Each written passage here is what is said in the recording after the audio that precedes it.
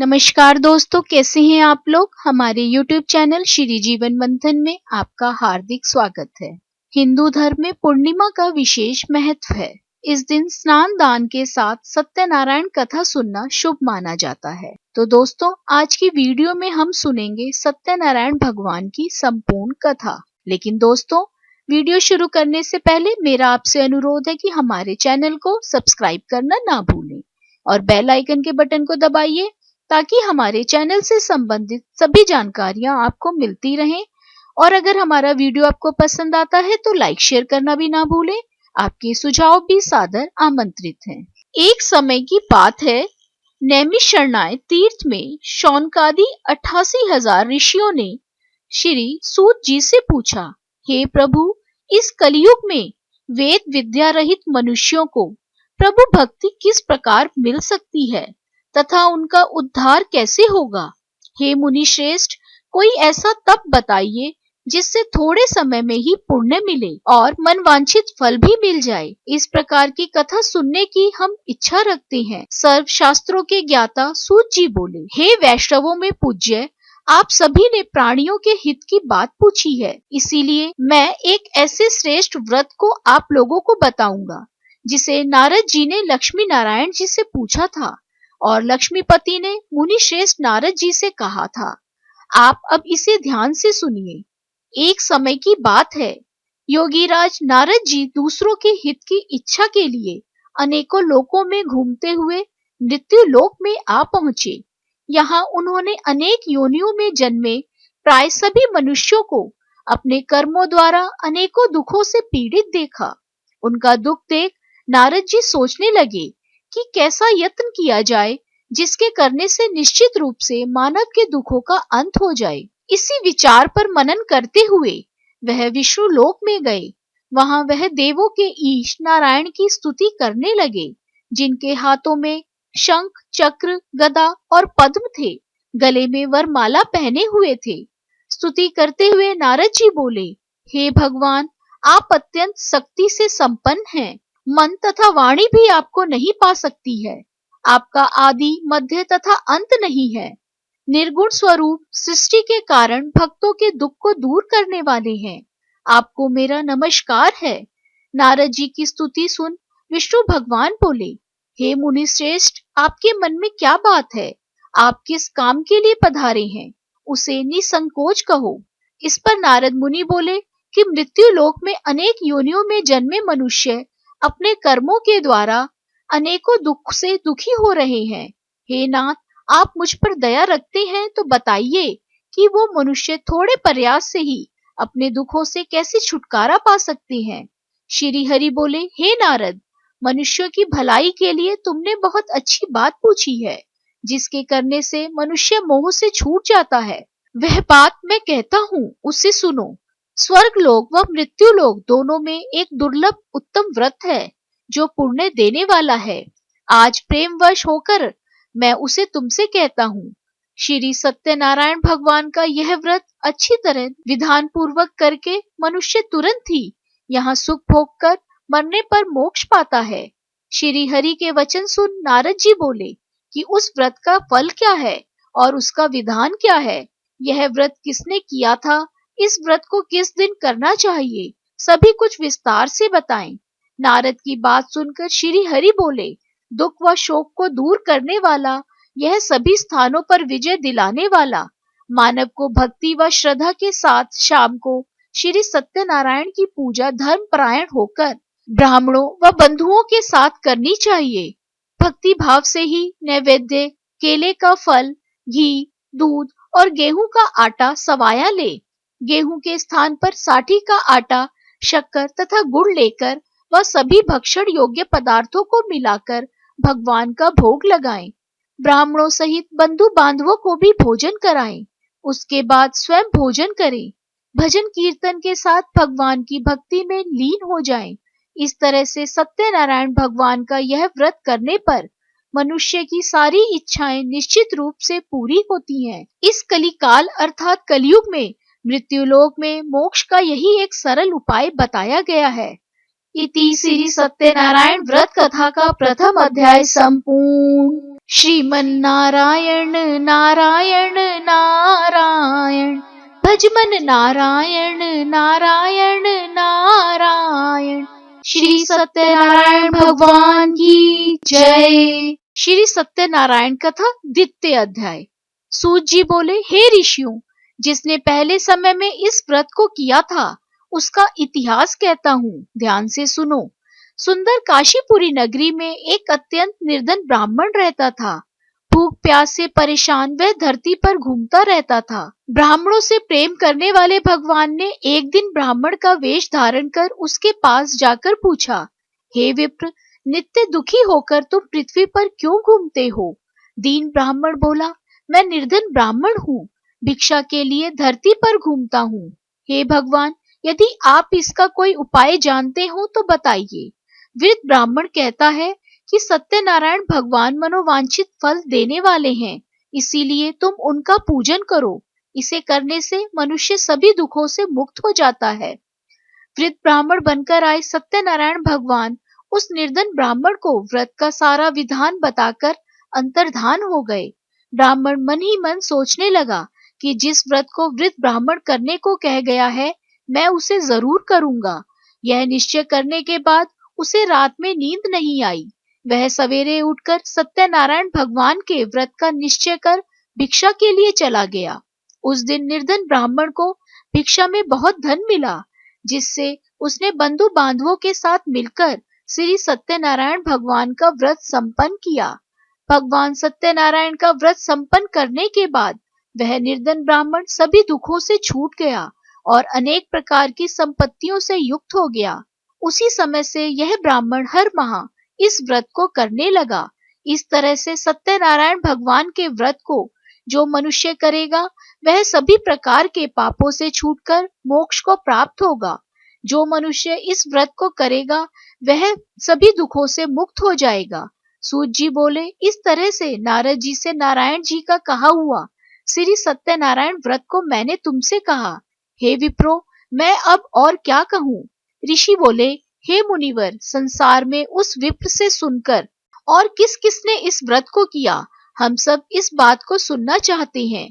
इसके लिए हमारे मन में श्रद्धा का भाव है।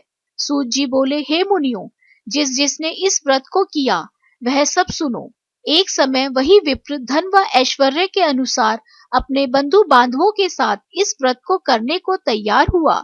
उसी समय एक लकड़ी बेचने वाला बूढ़ा आदमी आया और लकड़ियां बाहर रखकर अंदर ब्राह्मण के घर में गया। प्यास से दुखी वह लकड़हारा उनको व्रत करते देख विप्र को नमस्कार कर पूछने लगा कि यह आप क्या कर रहे हैं तथा इसे करने से क्या फल मिलेगा, कृपया मुझे भी बताएं। ब्राह्मण ने कहा कि सब मनोकामनाओं को पूरा करने वाला यह सत्यनारायण भगवान का व्रत है। इसकी कृपा से ही मेरे घर में धन धान्य आदि की वृद्धि हुई है। विप्र से सत्यनारायण व्रत के बारे में जानकर लकड़हारा बहुत प्रसन्न हुआ। चरणामृत लेकर व प्रसाद खाने के बाद वह अपने घर गया। लकड़हारे ने अपने मन में संकल्प किया कि आज लकड़ी बेचने से जो धन मिलेगा उसी से सत्यनारायण भगवान का उत्तम व्रत करूंगा। मन में इस विचार को ले बूढ़ा आदमी सिर पर लकड़ियां रख उस नगर में बेचने गया जहां धनी लोग ज्यादा रहते थे। उस नगर में उसे अपनी लकड़ियों का दाम पहले से 4 गुना अधिक मिलता है। बूढ़ा प्रसन्नता के साथ दाम लेकर केले, शक्कर, घी, दूध, दही और गेहूं का आटा ले और सत्यनारायण भगवान के व्रत की अन्य सामग्रियां लेकर अपने घर गया। वहां उसने अपने बंधु बांधवों को बुलाकर विधि विधान से सत्यनारायण भगवान का पूजन और व्रत किया। इस व्रत के प्रभाव से वह बूढ़ा लकड़हारा धन, पुत्र आदि से युक्त होकर संसार के समस्त सुख भोग अंत काल में बैकुंठ धाम चला गया। इति श्री सत्यनारायण व्रत कथा द्वितीय अध्याय संपूर्ण। श्रीमन्नारायण नारायण नारायण, भजमन नारायण नारायण नारायण। श्री सत्यनारायण भगवान की जय। श्री सत्यनारायण कथा तृतीय अध्याय। सूत जी बोले, हे श्रेष्ठ मुनियों, अब आगे की कथा कहता हूँ। पहले समय में उल्कामुख नाम का एक बुद्धिमान राजा था। वह सत्यवक्ता और जितेंद्रिय था। प्रतिदिन देव स्थानों पर जाता और निर्धनों को धन देकर उनके कष्ट दूर करता था। उसकी पत्नी कमल के समान मुख वाली तथा सती साध्वी थी। भद्रशिला नदी के तट पर उन दोनों ने श्री सत्यनारायण भगवान का व्रत किया। उसी समय साधु नाम का एक वैश्य आया। उसके पास व्यापार करने के लिए बहुत सा धन भी था। राजा को व्रत करते देख वह विनय के साथ पूछने लगा, हे राजन, भक्ति भाव से पूर्ण होकर आप यह क्या कर रहे हैं? मैं सुनने की इच्छा रखता हूँ, तो आप मुझे बताइए। राजा बोला, हे साधु, अपने बंधु बांधवों के साथ पुत्र आदि की प्राप्ति के लिए एक महाशक्तिमान श्री सत्यनारायण भगवान का व्रत व पूजन कर रहा हूँ। राजा के वचन सुन साधु आदर से बोला, हे राजन, मुझे इस व्रत का सारा विधान कहिए। आपके कथनानुसार मैं भी इस व्रत को करूंगा। मेरी भी संतान नहीं है और इस व्रत को करने से निश्चित रूप से मुझे संतान की प्राप्ति होगी। राजा से व्रत का सारा विधान सुन व्यापार से निवृत्त हो वह अपने घर गया। साधु वैश्य ने अपनी पत्नी को संतान देने वाले इस व्रत का वर्णन कह सुनाया और कहा कि जब मेरी संतान होगी तब मैं इस व्रत को करूंगा। साधु ने इस तरह के वचन अपनी पत्नी लीलावती से कहे। एक दिन लीलावती पति के साथ आनंदित हो सांसारिक धर्म में प्रवृत्त होकर सत्यनारायण भगवान की कृपा से गर्भवती हो गई। 10वें महीने उसके गर्भ से एक सुंदर कन्या ने जन्म लिया। दिनों दिन वह ऐसे बढ़ने लगी जैसे कि शुक्ल पक्ष का चंद्रमा बढ़ता है। माता पिता ने अपनी कन्या का नाम कलावती रखा। एक दिन लीलावती ने मीठे शब्दों में अपने पति को याद दिलाया कि आपने सत्यनारायण भगवान के जिस व्रत को करने का संकल्प किया था उसे करने का समय आ गया है। आप इस व्रत को करिए। साधु बोला, हे प्रिय, इस व्रत को मैं उसके विवाह पर करूंगा। इस प्रकार अपनी पत्नी को आश्वासन देकर वह नगर को चला गया। कलावती पिता के घर में रह वृद्धि को प्राप्त हो गई। साधु ने एक बार नगरी में अपनी कन्या को सखियों के साथ देखा तो तुरंत ही दूत को बुलाया और कहा कि मेरी कन्या के योग्य वर देख कर आओ। साधु की बात सुनकर दूत कंचन नगर में पहुंचा और वहां देख लड़की के सुयोग्य वाणिक पुत्र को ले आया। सुयोग्य लड़के को देख साधु ने बंधु बांधवों को बुलाकर अपनी पुत्री का विवाह कर दिया। लेकिन दुर्भाग्य की बात ये कि साधु ने अभी भी श्री सत्यनारायण भगवान का व्रत नहीं किया। इस पर श्री भगवान क्रोधित हो गए और श्राप दिया कि साधु को अत्यधिक दुख मिले। अपने कार्य में कुशल साधु बनिया जमाई को लेकर समुद्र के पास स्थित होकर रत्नासारपुर नगर में गया। वहां जाकर दामाद ससुर दोनों मिलकर चंद्रकेतु राजा के नगर में व्यापार करने लगे। एक दिन भगवान सत्यनारायण की माया से एक चोर राजा का धन चुराकर भाग रहा था। उसने राजा के सिपाहियों को अपना पीछा करते देख चुराया हुआ धन वहां रख दिया जहां साधु अपने जमाई के साथ ठहरा हुआ था। राजा के सिपाहियों ने साधु वैश्य के पास राजा का धन पड़ा देखा तो वह ससुर जमाई दोनों को बांधकर प्रसन्नता से राजा के पास ले गए और कहा कि हम दोनों चोरों को पकड़कर ले आए हैं, आप आगे की कार्यवाही की आज्ञा दें। राजा की आज्ञा से उन दोनों को कठिन कारावास में डाल दिया गया और उनका सारा धन भी उनसे छीन लिया गया। श्री सत्यनारायण भगवान के श्राप से साधु की पत्नी भी बहुत दुखी हुई। घर में जो धन था उसे चोर चुरा ले गए। शारीरिक तथा मानसिक पीड़ा व भूख प्यास से अति दुखी हो अन्न की चिंता में कलावती ब्राह्मण के घर गई। वहां उसने श्री सत्यनारायण भगवान का व्रत होते देखा, फिर कथा भी सुनी। वह प्रसाद ग्रहण कर रात को घर वापिस आई। माता ने कलावती से पूछा, हे पुत्री, अब तक तुम कहाँ थी? तेरे मन में क्या है? कलावती ने अपनी माता से कहा, हे माता, मैंने एक ब्राह्मण के घर में श्री सत्यनारायण भगवान का व्रत देखा है। कन्या के वचन सुन लीलावती भगवान के पूजन की तैयारी करने लगी। लीलावती ने परिवार व बंधुओं सहित श्री सत्यनारायण भगवान का पूजन किया और उनसे वर मांगा कि मेरे पति तथा जमाई शीघ्र घर आ जाएं। साथ ही यह भी प्रार्थना की कि हम सबका अपराध क्षमा करें। श्री सत्यनारायण भगवान इस व्रत से संतुष्ट हो गए और राजा चंद्रकेतु को सपने में दर्शन दिया कि हे राजन, तुम उन दोनों वैश्यों को छोड़ दो और तुमने उनका जो धन लिया है उसे वापस कर दो। अगर ऐसा नहीं किया तो मैं तुम्हारा धन, राज्य व संतान सभी को नष्ट कर दूंगा।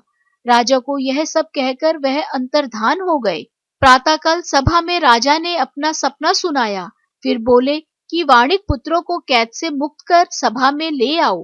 दोनों ने आते ही राजा को प्रणाम किया। राजा मीठी वाणी में बोला, हे महानुभावों, भाग्यवश ऐसा कठिन दुख तुम्हें प्राप्त हुआ है, लेकिन अब तुम्हें कोई भय नहीं है।